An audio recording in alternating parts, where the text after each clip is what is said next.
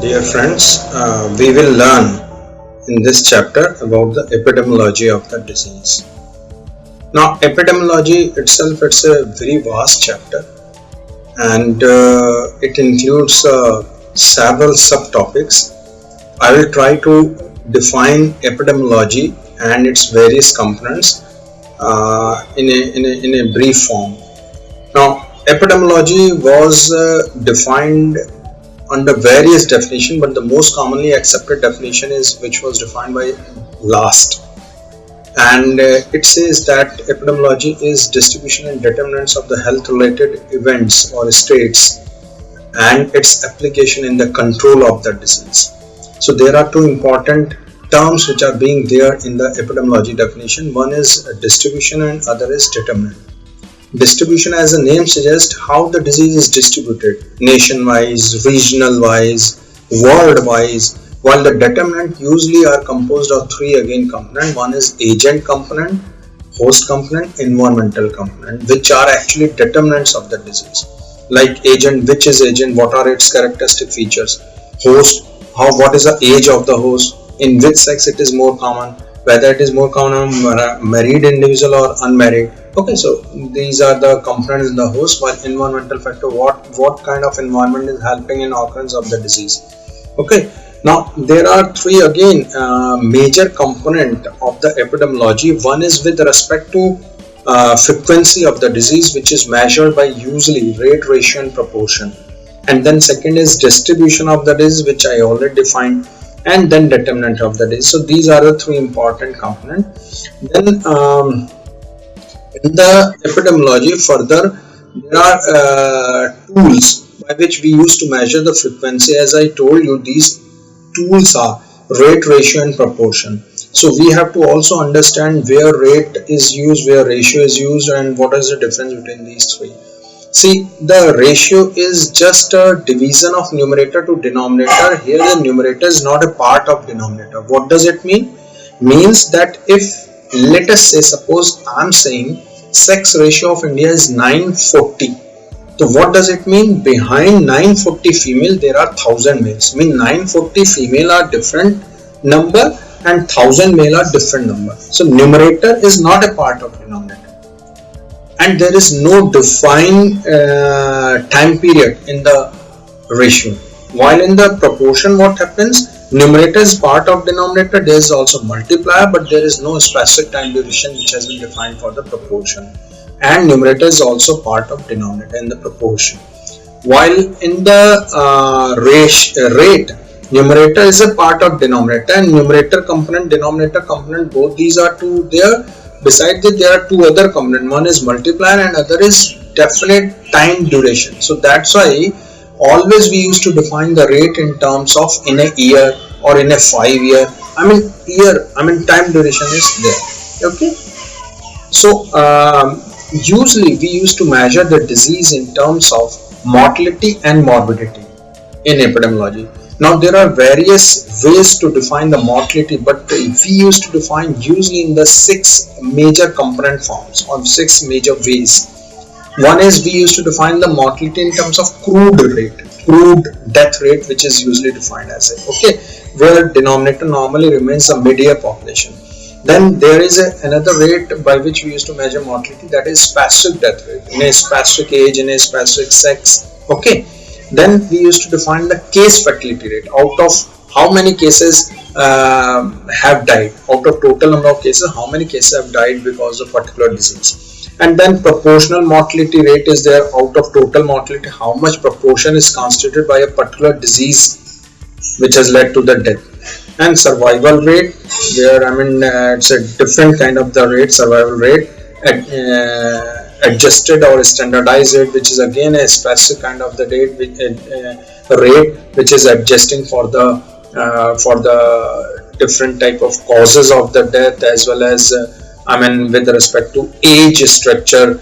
Okay, it is going to adjust. So it is again of two types, standardized and non-standardized death rates.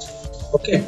While we used to measure the disease also in the epidemiology in terms of morbidity, where we used to measure either incidence or prevalence of the disease. Now in the incidence, as the spelling says, INCIN, N is coming as a word in the this incidence. So N means newly defined cases. So new cases are being measured in the incidence, while in prevalence both old and new cases are measured. Okay. Then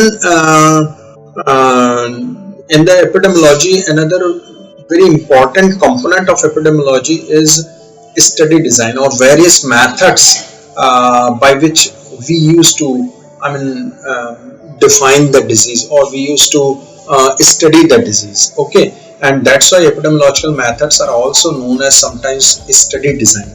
And there are two major type of the epidemiological methods are there. One is observational study, other is experimental study. As the name suggests, observation, where we are going just to observe the natural phenomenon of the disease, while in the experimental we are going to make some intervention, experiment. Okay, observational study is again two type, descriptive and analytical.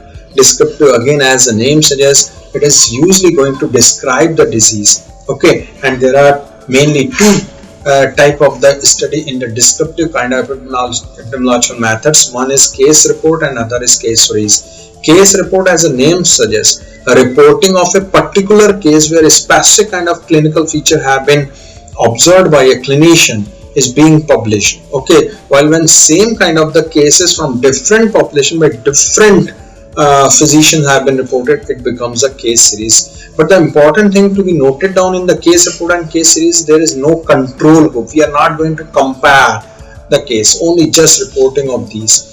And then in the analytical, there are four type of epidemiological methods. One is ecological or correlational study, second is cross-sectional or prevalence study, third is case control, and fourth is cohort study. In the ecological study, unit of study is population, while in rest all the three analytical epidemiological methods, unit of study is individual. Okay, if we are going to compare, let us say suppose number of cigarettes is sold in US as compared to India, and we are going to compare it with that of the number of morbidity or mortality because of the heart attack or cardiovascular disease in US and in India, then it becomes a ecological studies. Okay, unit of population, unit of studies here, population of US and India. Then cross-sectional study, where we are going to, sometime cross-sectional study in some of the book you will find it has been defined under the descriptive. Okay, but here I have defined in analytical. As per my view, it should come under the analytical study. In the analytical study, in the cross-sectional study, we are going to observe or take the data from the individual just once. We are not going to follow or not going to the individual second time. Okay, there is just a questionnaire by which we are going to fill that questionnaire from the individual cross-sectional study. It is just like a snapshot of the area. Okay, and it is usually used for finding out the prevalence of a particular disease which is usually existing, which should be in the form of non-communicable or chronic disease. Okay, then again there is no comparison group in cross-sectional study, which makes it different from the case control and cohort. Now in the case control and cohort, there is comparison group. Okay, now in the case control, the important point to be remembered in the case control is that both the case as well as the exposure, disease and exposure have occurred prior to start of the study. Both have occurred already, and therefore by questionnaire we are going to ask certain question from the individual, on the basis of which we used to measure the exposure rate, and then we are going to analyze this exposure rate in terms of odds ratio, which is an estimate of the relative risk, crude estimate of the relative risk. Okay, so in this we move backward, that is from effect to cause. Okay, so there are basically four basic steps in the case control study. One is selection of cases and control, then we are going to match on the basis of age, sex usually, and then we are going to collect the data or measurement of the exposure and then analyzing this data independently.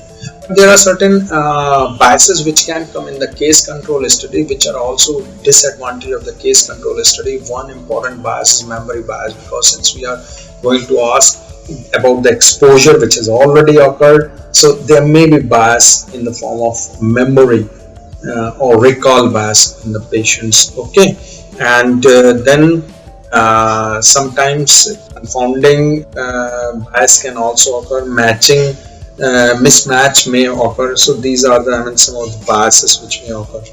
There are great advantages with the case control study. It is less expensive and it is suitable for the studying of rare disease. Okay, and then also there is no attrition problem, because you have to just ask the question from the cases and controls. Okay, so there is no problem of loss to follow. Okay, and also there is no less ethical problem, no risk to subjects as well. And then coming on to the cohort study, there's one term, cohort. So what is cohort? Cohort is basically defined as a group of individuals who are sharing the common characteristics. Like, let us say, suppose we are saying birth cohort of 1985. So what does it mean? All those children who are born in a particular area in 1985 will make a cohort of a particular region or particular hospital. Okay, and the study of these individuals is defined as a cohort study. In fact, what we are doing in this cohort, we are going to follow up for a particular period of time, and then we are finding out how many of the individuals in this cohort have developed a disease and how many have not developed disease. Then we are going to compare those who have developed a disease without development of disease. Okay, and this comparison group cohort can be from the hospital or can be from the general population.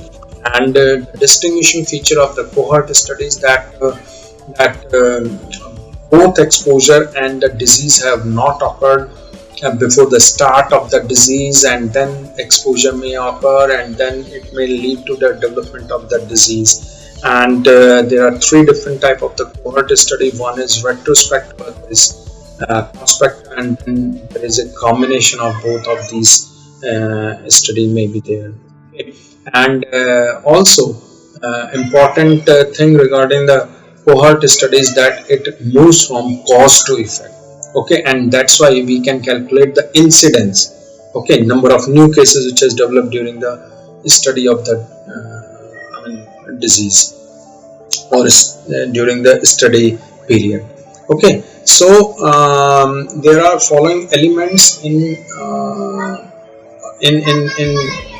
conducting cohort study. One is selection of the study subjects or cohort, obtaining data on exposure and the disease, and then selection of comparison group and follow-up of these in this cohort, and then analyzing the data which has been obtained. The advantage of the cohort studies, we can directly estimate the incidence, attributable risk, relative risk from the study, and it gives more confident results as compared to that of the case control or cross-sectional study.